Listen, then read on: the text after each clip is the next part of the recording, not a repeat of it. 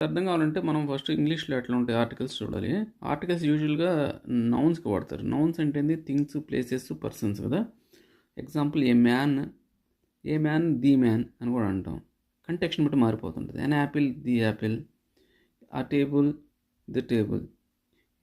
And the 3 రకాల articles ఉంటాయి ఇంగ్లీష్లో. ఇంగ్లీష్ లాంగ్వేజ్లో జెండర్ అంటూ ఏమి ఉండదు ఆర్టికల్స్కి, మ్యాస్కులైన్, ఫెమినైన్, న్యూట్రల్ అని. కానీ జర్మన్లో ఉంటుంది.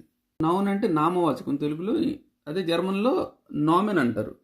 3 రకాల నామెన్లు ఉంటాయి. ఏమని చెప్పాను? Masculine, feminine, neutral. 3 రకాల నామెన్స్ ఉంటాయి. అంటే మేలు, ఫెమినైన్ అంటే ఫీమేల్, న్యూట్రల్ అంటే మేల్ కాదు ఫీమేల్ కాదు అనమాట.